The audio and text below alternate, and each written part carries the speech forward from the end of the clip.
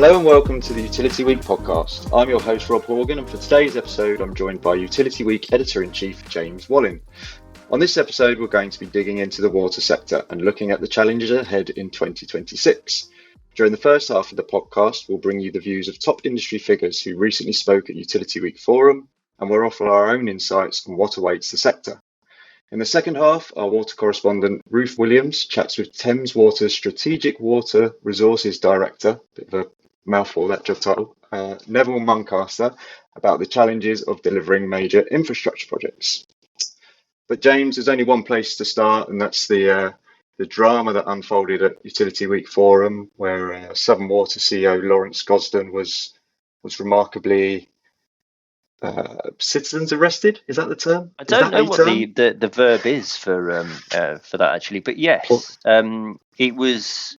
Yes, Utility Week Forum took place this week, which is always an event that I look forward to, but always seems to throw up something unexpected. So we've gone through pandemics, we've gone through train strikes. There was a notorious incident a couple of years ago where the then chief executive of Ofwat managed to get lost in the building coming up from reception to the panel session that he was supposed to be involved in, but then did eventually find his way back to the stage later in the day. So there's always something to keep you on your toes. But when I got the message about 15 minutes before we were supposed to start the conference that our first speaker, as you say, Lawrence Gosden, chief executive of Southern Water, had been detained in the lobby by protesters. Yeah, that was I'd say that was a new one. It's sadly not unexpected in a way, because this is something that has been happening to a number of chief executives in the water sector. Certainly Mark Thurston at Anglian has had this happen to him. The group that detained Lawrence, the Citizens Arrest Network, they've actually started to work now with a law firm, Lee Day, on a plan to do a citizens arrest on the chief executive of Thames Water, Chris Weston, which is a very strange case, I'd say, for a law firm to take on. But yeah, what happened was that Lawrence was surrounded in the lobby. His crimes were listed, which are crimes in inverted commas. Very much so. Yeah. Yes. Which is all about public nuisance offences that this group said, all relating, of course, to combined sewer overflows and pollution of waterways. The big topic around the water sector. But we should say the police arrived. They looked at this and they found that there was no case to answer for Lawrence, and in fact that potentially was a case to answer for this network of false imprisonment. It's just a really sad indictment of where we are in that national debate, really. Not that there is any kind of national debate. It's just vilifying people who, whether you believe this or not, they're trying to do their best to solve these problems that everyone else has identified. And yes, there have been failings at water companies in the past. Yes, performance still isn't where we want it to be, where anyone would want it to be at the moment. Yes, there are investors who in some cases get dividends, but not in the case of Southern Water. Yes, there are directors that get paid a lot of money, but we need good people to fix these problems. And all you're going to get with intimidation tactics like these are that absolutely nobody's going to want to do this job. And then where does that leave us? Yeah, I think that's really well put. There's not much for me to add beyond that, really, other than to say that I thought Lawrence actually handled himself extremely well. Indeed. Kept himself very calm. I don't think I could, keep my cool in that situation. And likewise with the videos of Mark Thurston when he was surrounded, I think, at a train station on his way to work. I thought handled it extremely well. And I was talking to I won't reveal who it was, but an energy company boss who said they would have struggled to keep their cool in a similar situation if it were to happen to them. So, you know, which let's hope it doesn't. But I mean, I think there's something that energy companies have got to be looking there and thinking, well, what are the big kind of scandals or public uproars around the energy sector that could mean that at some point they become the bad guys on the front pages of the newspapers. And there's all sorts of things around there. There's obviously the energy bills and affordability of energy. There is the whole kind of connections backlog. There's a lot of areas where energy companies could get some very unwelcome attention in the future. So I think they need to be looking at what's happening in water, and particularly the way the sector is communicating, or in some cases not communicating. I think they need to learn lessons now. They really do. Yeah, I agree. But just coming back to Lawrence's own experience, we've actually got the audio when he did finally make it up to the stage at Forum. You were aware that something like this could happen, but it must have been shocking when it actually did. Yeah, I have to say it's not fun. But look, the bit I'm more worried about, to be quite frank, is abuse of people working in the front line of companies. Yeah. I mean that was an inconvenience to me and an inconvenience to all of you.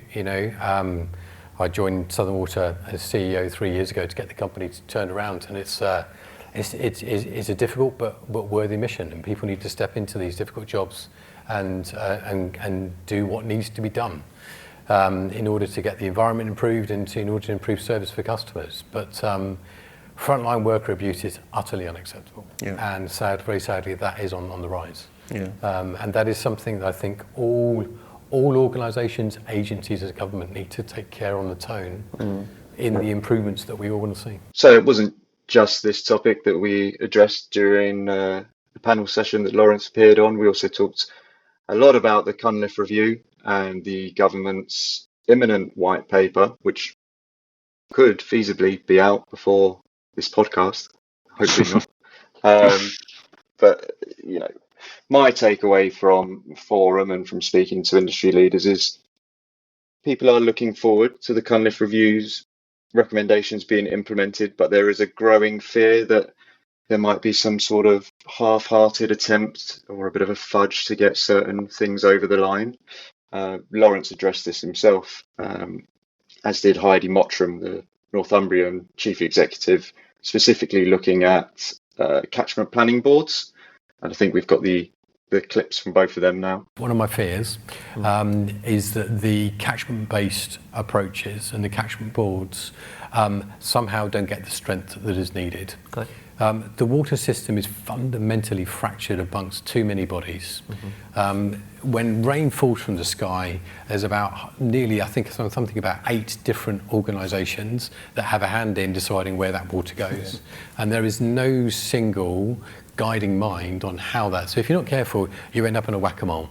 So it's fantastic that we could take surface water out of sewers, where it's built up through too much tarmacking of streets and too much water going in the sewer system. But if that then creates flooding for a local authority, that's going to be just a whack-a-mole moment. So whole catchment planning boards that has genuine teeth, that can provide this guiding mind across this multifaceted system, is essential. It's fairly obvious, isn't it, in water, that water works in catchments. Many of the structures of water companies are actually very well aligned with catchments, but in some areas not so much. And bringing the other actors in those catchments together to come up with solutions, as opposed to the water sector working or being asked to work independently, I think that has the opportunity to leverage really good outcomes as well. I mentioned in my opening remarks, for example, some work that we've been doing as part of the Northumbrian Integrated Drainage Partnership. Now, that's a voluntary collaboration that we set up, well, it must be over 10 years ago now, to come up with sustainable drainage solutions in our operating areas to protect homes against flooding.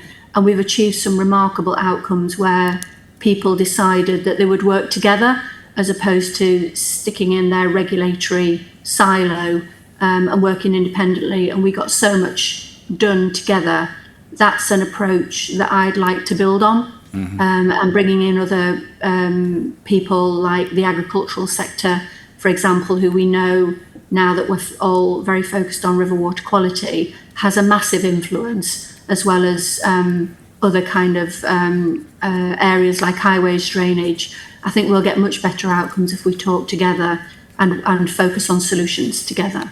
So that's obviously a very specific element of the Cunliffe Review and of the imminent white paper, which we're expecting in December. What else are you looking to be in there, James, and are you expecting to see?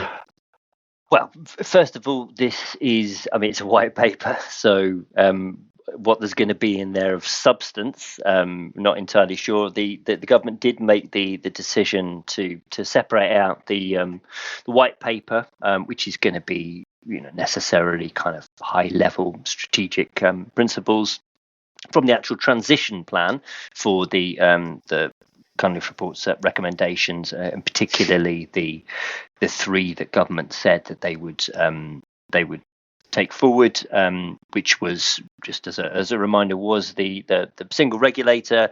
It was the creation of these local system operators, and it was a move towards more open monitoring. So with the three areas. So that transition plan that's going to come in the new year is going to focus on that, and of course of the streamlining of all these industry plans into two kind of super plans.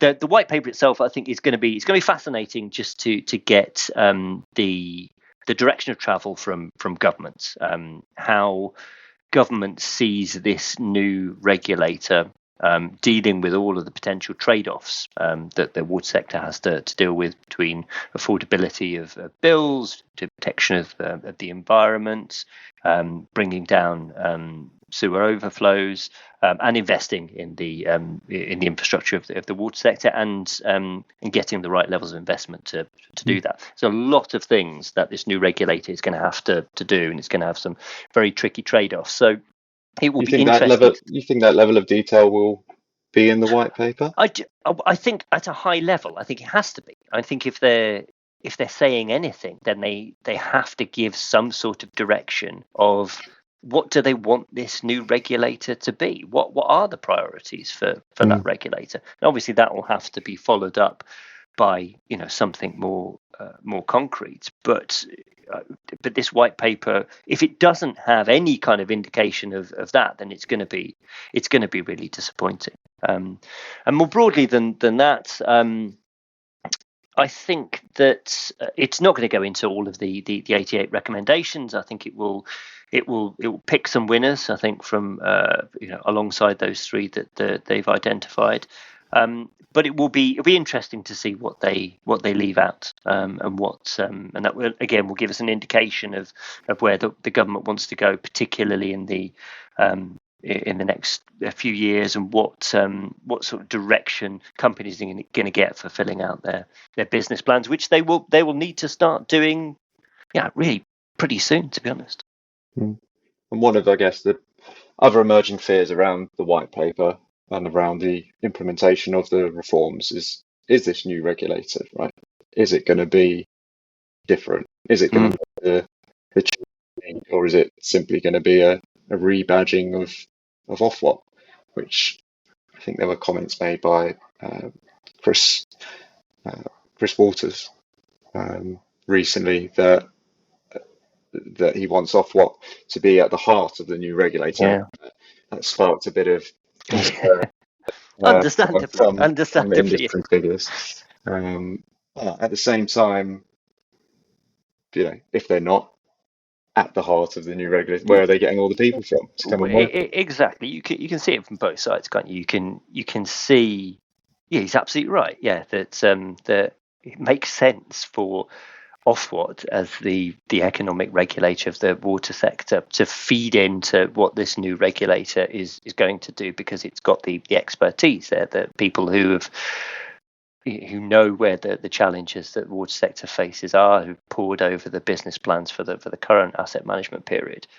But equally, this is the regulator that is going to replace Ofwat. This has been sold by government, not by Cunliffe, I would hasten to add, as an abolition of Ofwat.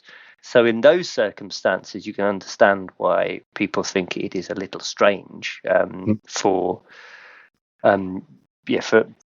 Chris Walters to be saying that Ofwat should be at the heart of this. I mean, it's a really tricky balance to achieve, really, because you can't start from scratch. Of course, you're going to have to bring in some of those expertise from across the three regulators, but you're also going to have something to signal change, which is why Water UK have been talking about the need for a shadow board, and for that to be set up as soon as possible, and at least for a chair of that shadow board to be installed, so that they have that kind of independence to steer that process through. And this is something he talked again about at Jeevan Jones, the regulation director of Water UK, talked about on the stage at Forum. And I think if you've got that involvement of an independent figure, then maybe people are a bit more relaxed then about the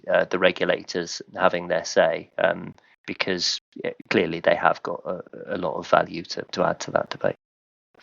So we actually have that clip of Jeevan speaking at Forum, so we'll listen to that now. We want to see the new regulator brought into being as soon as possible. Now, clearly that will require some form of legislation when setting up public bodies, and civil servants always tell me there's process involved in that. I'm sure that's quite right. I think when I look at what's happened in other sectors, I do see really good examples of where a shadow chair designates, whatever you call it, is appointed, and they start to get to grips with the sector that they're going to regulate and start to shape that future framework. And it provides a lot of clarity and a real focus point for industry, investors, indeed the public to get around.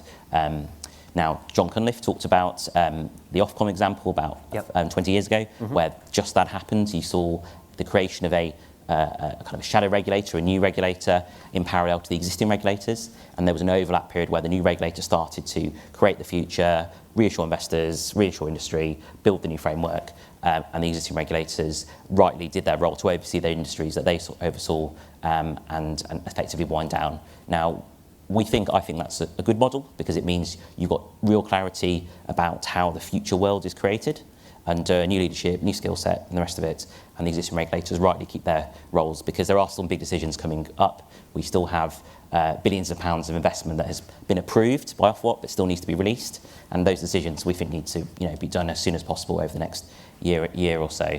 And so as long as the existing regulators focus on that, on supporting the investment programme, we can then get the new regulator hopefully set up as soon as possible to focus on the future. So these are obviously all challenges in the future, but there's very much pressure is on at the moment with the AMP8 delivery challenge. We've already heard some quite strong murmurs of discontent from the supply chain about how slow water companies have been to get off the mark on this one. And in response, I would say the sector is kind of sticking its fingers in its ears and not really. I don't know whether they're not taking it seriously enough, or they don't want to hear it, or the supply chain is being too, I don't know, scaremongering in its assessment. It's kind of hard one to gauge, really. And it sort of played out. I went to the British Water annual conference at the start of November, and it was remarkable, really, how every single session was just dominated by questions from the audience, which is predominantly supply chain partners, raising this issue that AMP8 just simply isn't deliverable already. We're not even a year in, and they're saying the rate at which work and contracts are coming online is so slow already that the entire programs are just not deliverable. In response, water companies and Water UK, I think Jeevan touched on it at Forum as well, just said, no, that's not the case, we can still do it. So there's this real disagreement, but neither side necessarily seem to be listening to one another. I don't know what you make of it, James. Yeah, I take it.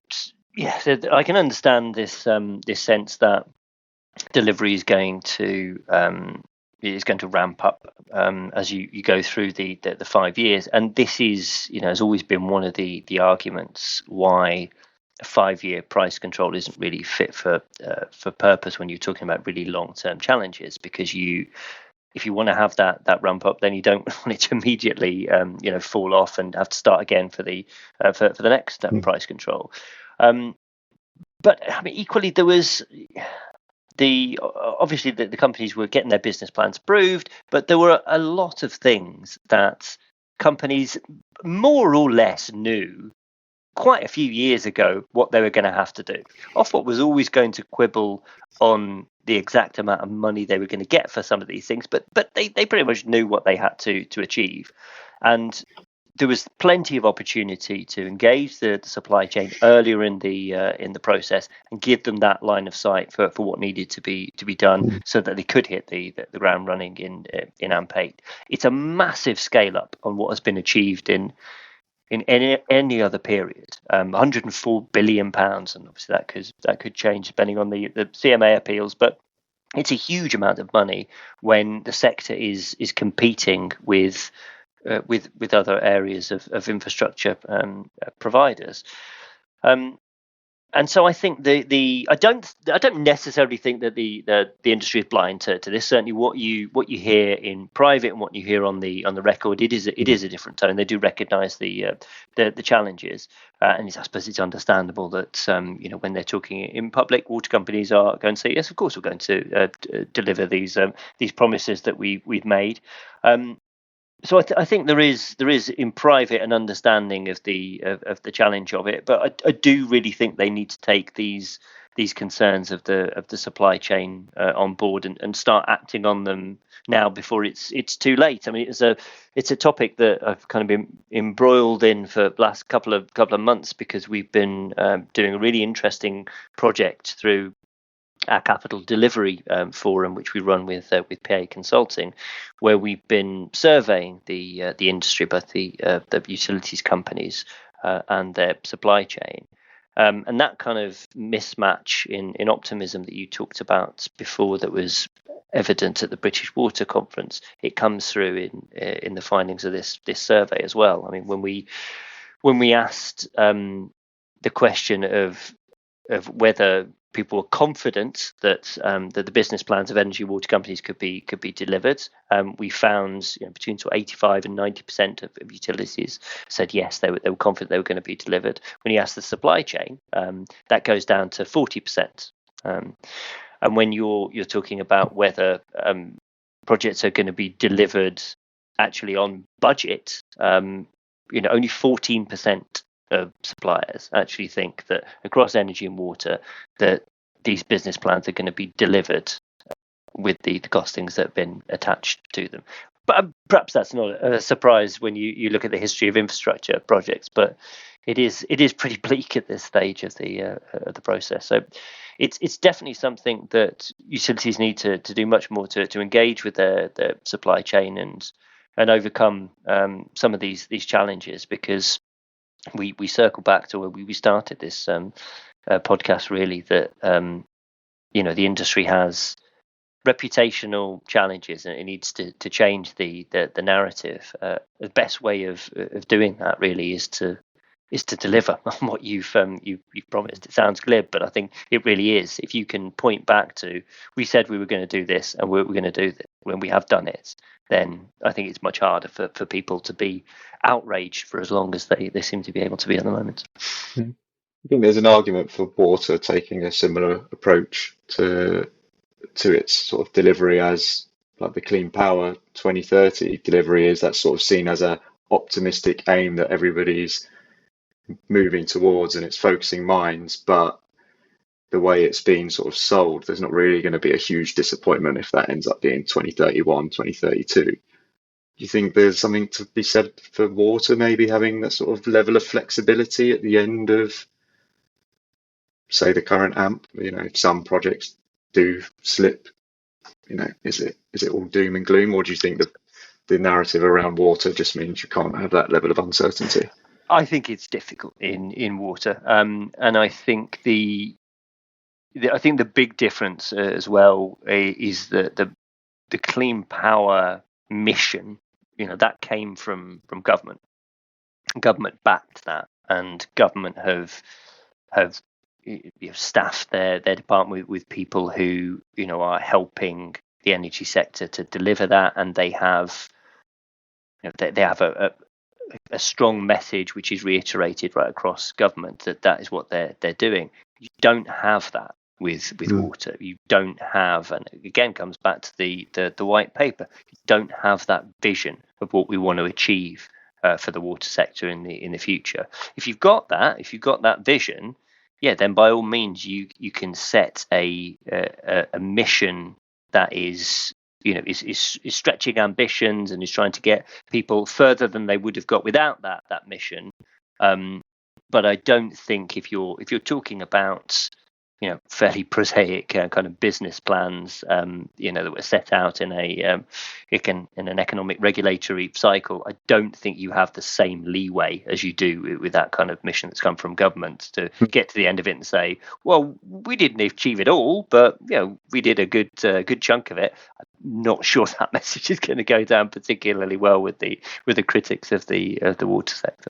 One area you could build that mission around could be security of supply, given the prolonged period of drought we've been in this year, and that brings me nicely onto the second half of our podcast, as mentioned at the top, which features Neville Muncaster, the Strategic Water Resources Director at Thames Water, who sat down with our water correspondent Ruth Williams to discuss the need for big projects and explore how they will be delivered. After so many years with no new reservoirs added, I think it's been more than 30 years since a reservoir's been built. Why now? But also, why not sooner? So the mood has changed, certainly. This is great for the industry that we're finally getting the infrastructure brought forward that we know we need, and we're working very hard. We're also working very well together. We know that Anglian Water are proposing 2 reservoirs. Portsmouth Water are already starting to build the new Havant Thicket Reservoir, which I suspect you've seen. And so even that community of reservoir builders is forming now. We're sharing information to make sure that we really create that community of expertise, but also develop the skills required in the jobs that we will provide for the industry and for people working in the industry. So I really hope that this creates a great future for many new people coming out of school and seeing a career in reservoir building or other water infrastructure. So I think that's a good start, isn't it?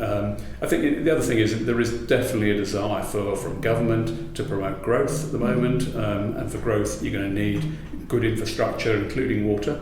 So we're driving very hard, but we've also been driven hard by our regulators to improve our performance, and that in turn brings additional investment in place. So I think all those factors come together, and people, you can tell, want better water infrastructure. They want a better service, and that's what we're here to provide.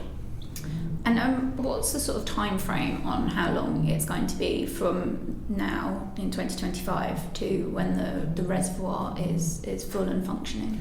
So we're planning for the reservoir to be have water in it for use by 2040. So it sounds 15 years away, and for some that may sound a long way away. For me, it sounds really close. So there's a lot of work to do in that time. We're working very hard. In fact, we're working well with government and our regulators as well to understand all the things that might slow that reservoir down, and how we can then fix them. So in terms of how we work with the construction process, diversion of other utilities that might be running across the site, and how we work with the local communities, how we manage biodiversity in the meantime. All those good conversations are happening to ensure that we really get the fast path through. But 2040 is what's in our mind. There are things that can stop us doing that, but we're working on them hard. And what are those things that could slow progress? So I think preparation of the site, and getting all the services moved, getting the site ready for construction. Clearly, before we even start that work, we've got to get through our planning process and get that approved, get the scheme approved. So that's something that we want to move on track as fast as we can. And then there is making sure that we've got the contractor on board. This scheme in particular, as you know, is running under a special infrastructure projects under those regulations, so specified infrastructure project regulations. And that's important for us as well, because that means we're going to creating a new licensed water company essentially to build and run this, and we have to make sure that we have that all set up as well. Oh, so that would be similar to the process with Thames Tideway? Very similar to the Thames Tideway project, that's right, yeah. So creating a new company that will basically build and own the reservoir going forward. Oh, excellent. Could you paint me a little bit of a picture of if this project and other major infrastructure projects, if they don't go ahead, or if they become delayed for another 5 or 10 years, what would the impact of that be? So we've got some tough targets to hit for all the reasons we said. Ultimately this comes down to ensuring there is water in people's taps under all eventualities. One of the key drivers is making sure we are resilient to drought. And what will happen if we don't have the water available is we will be less resilient to drought. So the target is to be ready for a 1 in 500 year drought by 2040. It means that we'll be less resilient. Currently we plan for a 1 in 100 year drought. So it's all those things, but as we said, the climate is changing. We generally need to have more water in reserve and to be more resilient against weather events in the future. And do you have any concerns, thinking back to it being sort of quite a while since a reservoir's been built? You mentioned that getting the right skills and the right training involved for the next generation of reservoir builders. Are those skills still there? If it's been so long since the UK's seen a major reservoir built, do we still have those skills? So many of them are. If you think what actually we're doing, firstly in terms of dam design and construction, well, dams are being built all around the world, and the sort of UK consultants are heavily involved in that. So there's good expertise in the engineering community, and we still have a strong cohort of reservoir engineers in this country, again, who are supporting the design and construction of all the reservoirs being built. So that's the first point. The reservoirs we're building are generally from earthworks. So we're talking about clay core, and we're talking about embankments and earthworks, and there are lots of earthworks projects in the UK and in Europe as well. So we think we're going to get a range of people who want to come forward to help us build, both from UK and broader Europe, but we will need people in the country, employ people within the country to carry out that work. Some will exist, some will have to train up, but we've got a long-term programme, so 15 years to plan for that and execute, and then move on to the next one. So yes, we should be producing a good pipeline of skills and infrastructure projects over the next 20 to 30 years, I would think. And this could end up being in competition with some of the other reservoirs that are being built, or other nationally significant infrastructure schemes from the energy sector or transport. Does that worry you? So we talk a lot to contractors, to the market, to understand what the capacity is there and what's available.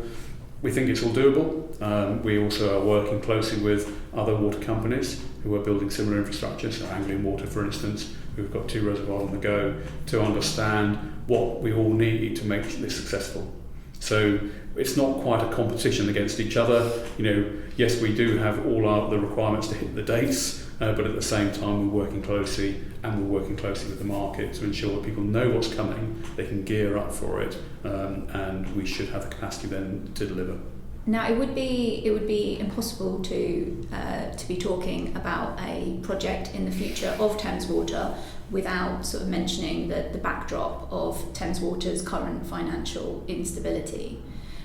What sort of impact does that have on planning for the future?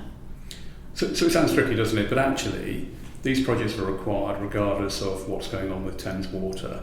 Thames Water is committed to these schemes that we are doing ourselves, and is putting the resources in, and those will continue. And whatever model comes and goes forward, then that will still be a mainstay. This is supported by government. There are legal obligations to get these done, and actually, as a water industry, we need to provide it. So I don't see any blockers in whatever form we take going forward, and that's what we will continue working against.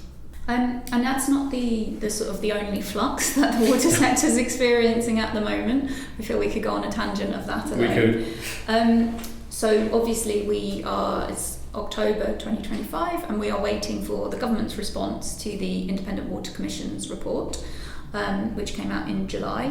Sir John Cunliffe made a few recommendations around preparing for a drier future, and he referred to these major projects being needed. What were your thoughts from what he said on water resourcing for the future? So I think very welcome. The talk of regional planning is really important for us. There's a lot of that going on now, but then making sure there's ownership, there's connectivity with the regions as well to drive these plans and ensure they meet the requirements. I think that stand back and look and make sure we really understand what is required. But also, we're not necessarily trying to get the most efficient water resources out there. This is somewhere we need resilience. And it's really important that we have a bit more capacity at all times because we can never run out of water. So I think the recommendations we've got to have a holistic water plan and then to make sure there is strong, effective regional planning in place are key, and we're looking forward to sort of being part of that change and helping that transition. Do you feel like there's been a bit of a mood shift? You mentioned before about the government being very much in growth mindset mode. Have you seen that change over recent years, or are we just hearing it talked about more? No, it's a great time. I mean, I'm really enjoying it as I've been in the industry for far too many years. But the relationships we have with regulators, with Ofwat, the Environment Agency, and with DEFRA and government are all about how do we make this happen and do it well? How do we make sure we have the right protection in place for customers? How do we make sure that we do the right thing for the environment? But ultimately, how do we also support the economy and growth? All those things together means everyone's pointing in the same direction, and it's a great place to be at the moment. So, welcome other people to come and join us. There's a lot of work to do, but it generally is a good place to be. Is there anything more that the sector needs in terms of support, maybe from policy or from regulators, to kind of ensure that these major projects are as smooth as possible? So there's a lot of work going on with things like the new Water Delivery Task Force in terms of understanding what is required to build new reservoirs, and that's welcome because it's a two-way dialogue, sort of challenge back to us, but also listening to what we need. I think we shouldn't forget the other side of the equation. We have to start using less water, and we have to be more mindful of how we use water well. And I think the drive and getting a more sort of, not rather than just the water companies talking about it, everyone's talking about it is what we need. I think that's where government can support and help to make sure that those messages get out, but also we help people understand wasting water is bad and why it's bad, and protecting every drop is really critical. What would you like to see in terms of messaging? If you could have a wish list, what would you think that messaging should be to convince people that we're all part of the system? Well, I think we can show it. I think the data we've got coming out of our smart meters shows when people use water and how they use water. And getting more transparency on that and helping people with that information is really key, and sort of start to talk about what happens in hot weather and getting those sort of the old messages around your grass can go brown, it will still recover at these times. So all those things are fine. I think we start to look at water efficient devices in the home and how we label those and getting that moving. We've talked about it for many years and we haven't got that going, so that's key. I think the other side, there's an expectation on us to deal with leakage properly, and it may be us having to be more transparent. I think we're quite transparent every year, but really showing people what we're doing about leakage so that everyone knows we're working the problem together and we'll get to the right place. But ultimately we've got to protect this resource, not just to ensure there's enough for us to drink, but also for the environment itself. And I think that's sometimes forgotten when we look at. I was at Farmore 3 weeks ago, looking at the River Thames as it went past our intake there. And I say it went past, actually was barely moving. Leaves were blowing upstream because there was so little water in the Thames. Wow. And I think those things people don't realise, that is not because we are taking out too much, it's simply because there hasn't been the water to top the river up, and that's really important as well, because a lot of wildlife relies on the water being there, and that's why we need to look after it. There really does feel like a bit of a disconnect between people's vision of water in the environment and then what comes out of their taps at home. How do we join those dots up and help people to understand that what we use at home is the same as what's in the environment? Yeah, no, it's important, isn't it, as well? And we need to do more to explain how we use water and where it comes from. But I think also people need to realise that water can only come from the ground or from the rivers. We're planning to take much less from the ground because it protects the rivers, particularly, as I said, the chalk streams and the ecosystems there. And therefore, as you take less from the environment, it's got to come from somewhere else. Yeah. And if it isn't the rivers, we need other sources, but also we've got to use less as well. So joining those dots up and starting to look to what we look like in 20 years' time, we can't build any more reservoirs. We can't take any more from the ground. We've got to find other sources. So you'll find, I'm sure, technology improving, but desalination will be more extreme. But of course, desalination works really well when you're by the sea, not so well when you're inland. So we might be looking at reuse as well. So reusing effluent and how we put that into the systems, give people comfort that it's safe, but also that is a sensible way to deal with water. And it may be that businesses are required to use more of that type of water, so we don't have this sort of prime drinking water being used for data centres or for car washing or all those things that we use drinking water for, that maybe we should protect and think about where it comes from and how we use it better. Have you got any thoughts on why water reuse isn't more sort of front of mind and front of planning? I think it's cost. You know, it's hard enough in new build, let alone retrofit, where you haven't got dual systems. You know, we talk about, look at London and sort of what we'd have to do to replace water mains in a street. It's complex. If you then start talking about relaying a new system of grey water, that would be nigh on impossible. So we've got to think differently, but that doesn't make it impossible. It just means we have to think about where rain comes, how we use rain when it falls, and rather than putting it down the drain, can we store it, use it? You know, we always talk about water butts, but actually using surface water in a very different way may be part of that solution for the future. So it's a whole mixture of answers, isn't it? It is. It's proper master planning. You know, from a city perspective, you need to get back to very basics. How do we use what water do we need to use? How do we use it? Where does it come from? And how do we design around that? And it's not something you'll do overnight. So what's the 50-year plan? And how do we plan for that and make sure that works really well? So all those things would be great to see come back, not just in terms of water resource and sources, but that end-to-end water life cycle. What do you think would be an achievable level to get consumption down to, personal consumption? I don't think we know. It's an interesting question. I mean, 110 is a government target, and if you look at some of the sort of small water-only companies, actually they're not far off that. So why shouldn't we be able to do that everywhere? I think that's a question we need to look at and understand, but I think we need the data. And smart meters will give us that data and give us much better understanding of how water is used everywhere across the country.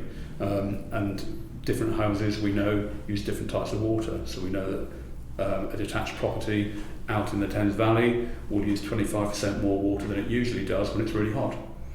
So, you know, there's one aspect of different housing types use different amounts and different volumes. Understanding proper use against occupancy is going to be really important to make sure we've really sort of understood the numbers of people who are using water against what gets used. And then it's about education. So I think all those things are important, but we should be focused and targeted on getting consumption down and helping people do that. It feels like there's been almost a reluctance from the water sector to really push the message about customers using less water. Has that just been to do with leakage, or is the data from smart meters kind of telling companies things that perhaps we weren't sure of in the past?